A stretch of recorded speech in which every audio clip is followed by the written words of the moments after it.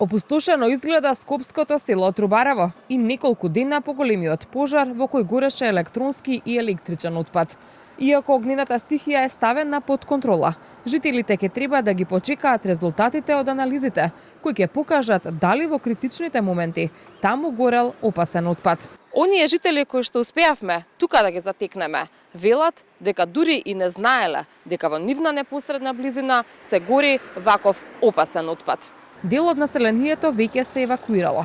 Тие кои можеле заминале кај роднини или во викендички надвор од градот, а 1800 деца од околината неделава следат онлайн настава. Малкумината жители на Трубарево кои ги сретнавме, рекоа дека не знаеле дека воопшто постои фабрика за рециклирање и третирање на ваков отпад во близина на нивните домови. Велат можно е и преку протест да побараат нивно дислоцирање. Итно да се затвори. Ова населено место како е дозволено прво да има таков отпад тука. А отпадот мирисеше уште од пролет, ама никој не е она кој што кажува, не викам од некое друго место, а он сигурно си палел уште тогаш. Немам ништо приметено, така се пазам за секој случај. То секој ден наутро највише смрди тоа све пластика и не знам што, па мораме да ставиме тие маски. Мислевме одма да ја напуштиме куќава, но останавме онака колата ми е расипана, не се пали. До завчера не сме ни знаеле дека постои депонија за таков отпад. Сме мислеле дека тоа само на пластика.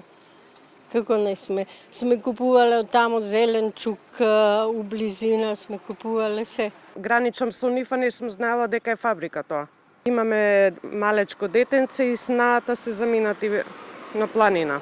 Од обвинителството информираат дека побарале продолжување на притворот на четворицата уапсени, сопственици и управители, а истражителите и обвинителите ќе излезат на лице место утре.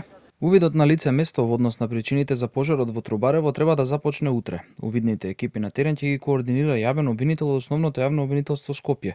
По наредба на јавниот обвинител, екипи на СВР Скопје и денеска излегува на лице место со цел преземање дејствија и прибирање определени докази потребни во однос на постапката за загрозување на животната средина со отпад. Во континуитет се преземаат повеќе дејствија на обезбедување и анализа на документација. Компанијата Рециклажа имала дозвола за складирање и третирање на 20 тони неопасен отпад и 500 килограми опасен отпад на ден. Од досегашните резултати се знае дека сулфур диоксид и азот диоксид имало забележано 3 пати над дозволеното, додека јаглерод моноксид имало 100 пати над дозволеното.